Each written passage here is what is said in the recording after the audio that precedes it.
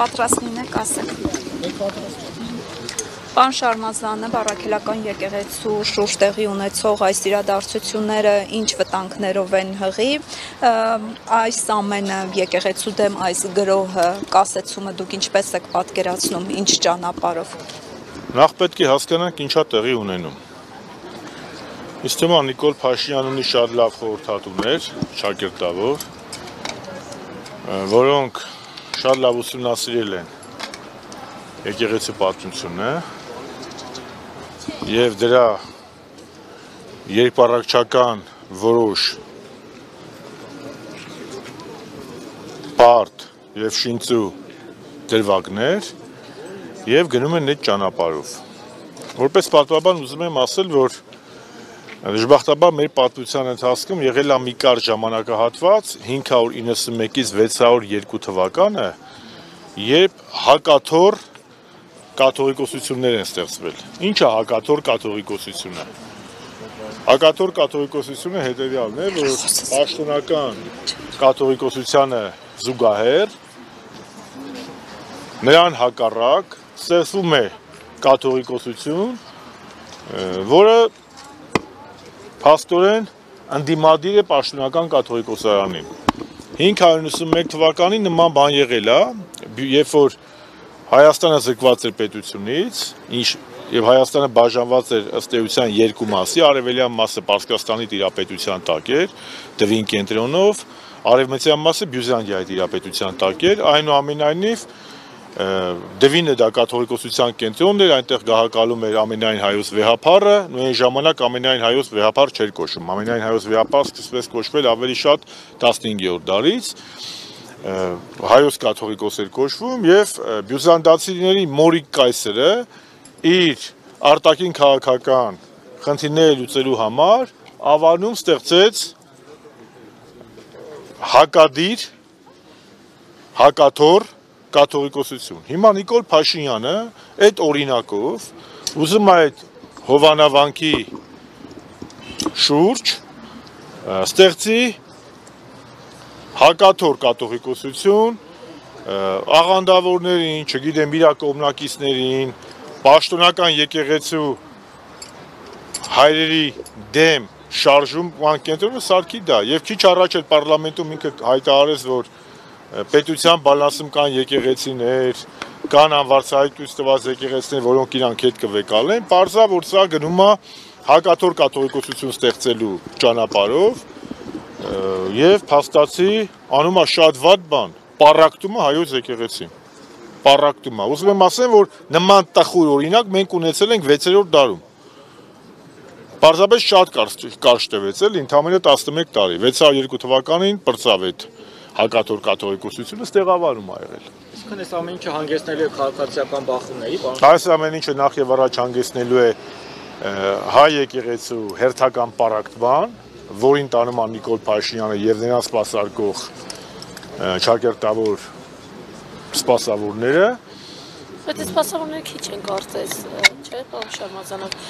ովքեր Փաշինյանին են աջակցում, ավելի շատ հոգեբանությունը վեհափառի մայրը։ Աստված տա քիչ լինեն, Աստված տա խոնարհությունը, Աստծո ծառայությունն ու եկեղեցու հավատարիմ մնալը եւ եկեղեցու հայրապետին հավատարիմ մնալը եւ կանոնագիր հայոցին եւ դատաստանագրքի կետերին հավատարիմ մնալը լինի հստակ։ Բայց ես ասում եմ այն, ինչ ճանապարհով որ իրեն գնում են, ասում եմ օրինակ տես բան եղել է 6-րդ դարում, հակաթոռ կաթողիկոսություն են ստեղծել, հիմա այն ինչ որ ինքը անում է Կիրակի օրով, երբ որ գնալու է պատարագի, կարգալուց եղած հոգևորականի պատարագի մասնակցելու եւ այն ինչ որ ինքը քիչ առաջ ասել է պարլամենտում, որ պատրաստվում է պետության բալանսի տակ գտնվող եւ առաքելական եկեղեցուն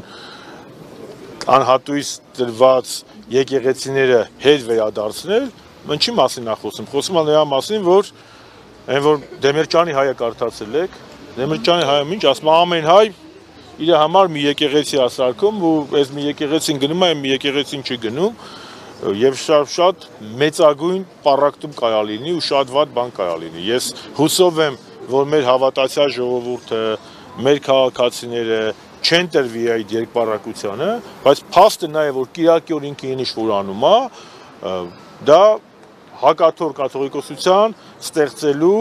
եւ վեապար հայրապետին եւ պաշտոնական հայրաքելական եկեղեցու դուրս դրվելու նոր ինչ-որ շարժում է։ Համիկուսեք դասեք նոր Նիկոլյան շարժում, նոր Արամյան շարժում, նոր աղանդավորական շարժում, նոր Պավլիկյան կամ Թոնդրակյան շարժում կամ նոր Մորիկյան շարժում։ Բայց փաստը դա է, որ գնում է այդ ուղղությամբ, եկեղեցու պարակտելու։ Ես պարզապես որպես պատմաբան ներկայացրեցի, թե ինչն է նա հիմք վերցնում ըստիս։ Պարոն Շարմազանов, հետո ինչ կլինի, չգիտեմ, ես իմ կոշտն միշտ եղել է, որ մենք կանգնած լինենք մեր եկեղեցու մեջը, մեր եկեղեցու հայրապետի, մեր եկեղեցու հայրերի եւ մեր միասնական հավատի շուրջ։ Նիկոլ Փաշինյանը այսօր հայտարարել է, որ իրենք քաղաքականապես պատրաստ են ճանապարհ տալ Ադրբեջանին, բեռները տեղափոխի Թուրքիայի եւ հակառակ ուղղությամբ, սակայն տեխնիկապես պատրաստ չեն, նշել է, որ տեխնիկական հարցերն են պատրաստ են ճանապարհ տալ Ադրբեջանին, որպեսզի իր բեռները Հայաստանի տարածքով տեղափոխի Թուրքիա եւ հակառակ ուղղությամբ։ Սակայն նշել է, որ տեխնիկապես պատրաստ չենք, 2-3 տարի անց տեխնիկապես պատրաստ կլինենք եւ արդեն 2-3 տարի անց էլ ինքը լինելու է վարչապետ։ Հայտարարում են ազգային։ Դե Հայաստան չի լինի այդ ժամանակ արդեն, եթե այս տեմպերով մենք գնանք, դասական իմաստով Հայաստան չի լինի։ Կլինի Էրմենիստան կամ Արևմտյան Ադրբեջան ըստ էության։ Փաստ եմ ասում, եթե Հայաստանը պետք է հրաժարվի անկախության հռչակագրից, եթե Նիկոլ Փաշինյանին հաջողվելու է նոր սահմանադրություն գրել, որտեղ անկախության հռչակագրի դրույթները չեն լինելու, որտեղ ցեղասպանության միջազգային ճանաչման մասին խոսք չի լինելու, Արցախի մասին խոսք չի լինելու, անկախության հռչակագրի դրույթները չեն լինելու, Արարատը մեր ազգային սիմվոլից վերածվելու է, դերատակի ինչ է մնում։ Եկեղեցու բացառիկությունը վերացվում է, այդ ընթացքում եկեղեցին պարակտվում է, կամ ինքը պարակտում է, ինչ-որ ինչպես Մորիկ այսօր նարե ժամանակին, դուք արդեն տեսեք, արդեն դա ընդամենը տարածք է, թե պետություն է։ Հերթով բոլոր հարցերին պատասխանում մեկա ժամանակում են։ Ինչն է իրենց խանգարելու, որ Նիկոլ Փաշինյանը չկառավարի եւս 2 տարի, երբ արդեն 16 քաղաքական ուժեր պատրաստ են 26 թվականին գնալ Նիկոլ Փաշինյանի հետ ընտրությունների։ Գիտեք, ինչի՞ չէ, ովքեր են խանգարելու։ Ես հույս ունեմ, որ հայ ժողովուրդը պետք է արթնանա եւ կլինի իմպիչմենտով թե առանց իմպիչմենտի, այնուամենայնիվ կգիտակցի, որ այս ԿՊԱ-կան խմբակը ոչ թե խաղաղություն է բերում, այլ ադրբեջանացում, հնազանդեցում եւ նոր սպառնալիքներ։ Այսինքն քո բոլոր զենքերը դու վայր ես դնում թշնամու առաջ եւ քո հույսը Ալիևի հումանիզմն է։ Իսկ ոնց կարելի է օրինակ ուրախանալ, ցնցալ ամբողջ ԿՊ-ով, որ չես Ադրբեջան ծորենը մտնում է Հայաստան, երբ որ Ադրբեջանում գտնվում են քո եղբայրները։ Ոնց կարելի է ցնցալ մի բանի մասին, երբ որ եթե տենց լիներ Արցախահայությունն էլ այդ ոնց էր դուրս գալիս։ Արցախահայերը 10 ամիս սոված արավ մնացին, բայց Աղդամի ճանապարհից օգնություն չստացան, չվերցրին ադրբեջանցիներից։ Չէ, Ալիևը Աղդամով էր ուզում, այդ Կարմիր խաչ Աղդամով գալիս է, Ղարաբաղի Արցախի ժողովուրդը հրաժարվեց թուրքերի, ասենք ադրբեջանցիների տված այդ հացը, այդ օգնությունը վերցնել։ Իսկ այսօր ամբողջ ԿՊ-ով կանգնում են ասում են, մի հատ ասեք, լավ է թե վատ է։ Իհարկե վատ է։ Իհարկե վատ է։ Այս պայմաններում, երբ որ դեռ մեր երեխաների արյունը չի չորացել, երբ որ նրանցից շատերը անհետ կորացել են, որոշները գերեզմաններ դեռ չունեն։ Մի մասն էլ Բաքվի բանտերում է։ Քեզ մորթողի հացը բերում մի հատ էլ ուտում ես, մի հատ էլ ուրախանում ես, ասում ես լավ է թե վատ է։ Այսինքն մենք ինչ ենք, վեր ենք ասվել Հրանտ Մաթևոսյանի ասած են անասունի, հա։ Այն որ ձակին մորթել էին երեք, բայց ինքը այսօր նստած խոտա արածում, հա, հիշողությունից զրկվել ենք։ Ես կներեք, ես միշտ խաղաղասիրության կոչ եմ արել, ինչպես, բայց այդ ամեն ինչը պետք է լինի արժանապատիվ։ Պետությունը ինչի համար է ստեղծվում։ Անկախություն, ազատություն չէ նախ եւ առաջ։ Ու արցախցիները ապացուցեցին, չէ, որ իրենք ամեն ինչից վեր դասում են ազատությունը։ Նրանք հրաժարվեցին նույնիսկ իրենց հայրենիքում ապրելու մի պարագայում, եթե դա պետք է լինի թուրքական, ադրբեջանական ստրկացման ճանապարհով։ Ու դա բնական է։ Աստվածաշունչը որ նայում ես, նույն հրյա ժողովուրդն է։ Դուրս է եկել, չէ՞։ Եգիպտոսի մեր դուրս է եկել, Աստված իրանց տայել է իրանց ավետյաց երկիր։ Այսինքն ես զարմանում եմ, էլի, այսինքն չեմ ուզում ոչ եթերային բառապաշարով ասել էլի։ Այն մի գդալ ճաշի պատմությունը բոլորդ էլ գիտեք էլի։ Ասեմ, բայց լավ, այդ ամեն ինչը արժանապատվություն պետք է լինի։ Քո եղբայրները Բաքվի բանտում են, դուք ցնցում եք, որ ցորենը չերես Ադրբեջան գալիս, հա։ Ղարաբաղը չտայք, Ղարաբաղից դիքը ցորեններ գալի Հայաստան։ Արցախ ինչքան ցորեններ Հայաստանին տալի։ Չհանձնեիք Արցախը, ցորեններ կլներ ամեն ինչն էլ։ Արցախը հանձնել եք։ Գեյներին թողել եք Բաքվում։ 5000 կամ հազարավոր զոհեր եք տվել։ Տասնյակ հազարավոր վիրավոր եք տվել։ 120,000 արցախցիներն էլ անտուն եք թողել։ Այդ ամբողջ Արցախի հարստությունը թողել եք Թուրքին, պլյուս դրան Սերժ Սարգսյանի բերած 6 միլիարդ զենքը որպես մետալալում թողել եք Ադրբեջանին տրաֆեի, հիմա էլ կանգնում գլուխ եք գովում, որ չես Ադրբեջան ղազախական ցորեն է գալու Հայաստան։ Շամազանովը մեկնարկել է վաղաշաբաթի ընտրությունների քարոզարշավը եւ առաջի իսկ օրվանից մամուլում հրապարակումներ կամ բազմաթիվ, որ սկսվել է այդ վարշական ռեսուրսի կիրառումը, չարաշահողը։ Արդեն իրավապաշտպաններն են դրա մասին խոսում, լրագրողներն են դրա մասին խոսում։ Անդհատ քպականները Facebook-ում գրում են, որ Գյումրի 2 շի լինելու, Գյումրի 2 շի լինելու, ամեն դեպքում փորձում են ամեն ձև այնպես անել ցանկացած խախտում, որ Գյումրի 2 սցենարը չի։ Բայց ինչ եք միայն Գյումրի 2, այդ ԿՊՆ-ը որտե է հաղթել թիմում։ Արավերդիում է հաղթել, Վանաձորում է հաղթել, Բերդում է հաղթել, Մասիսում է հաղթել, Երևանում է հաղթել, Գյումրիում է հաղթել, այդ որտեղ է հաղթել։ Մի քանի տեղ է էլի հաղթել։ Սյունիքի քաղաքներում է ԿՊՆ հաղթել, որտեղ է հաղթել։ Կամ վերջում ֆոկուս են արել այդ քաղաքապետերին,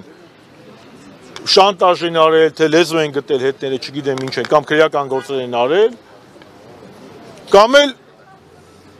անաստագողություն են արել, կներեք ես բառապաշարի համար, մանդատագողություն են արել, դարձել են քաղաքապետ, ոնց որ արեցին բանում։ Ալավերդում արեցին բանում, Երևանում ինչի ընտրվել են, այդ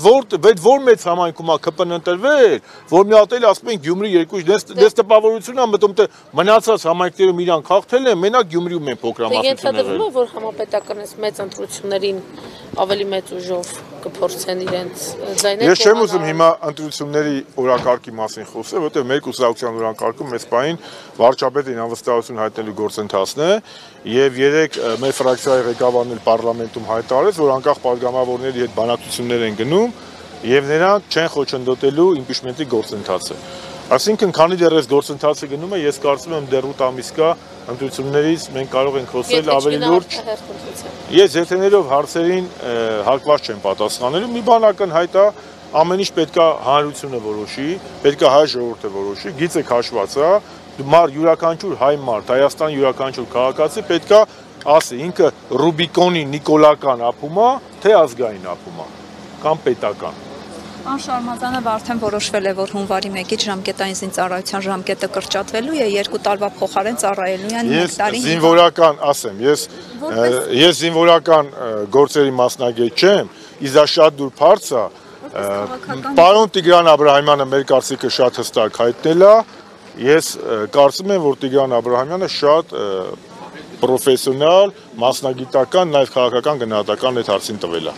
Եվ պարոն Շարմազանով, երբ որ Թրամփը փնտրում էր Փաշինյանին, Ալիևին հարցրեց, որտեղ է հայրենակիցը, ցույց տվեց։ Օրինակ դուք ինչ զգացիք, երբ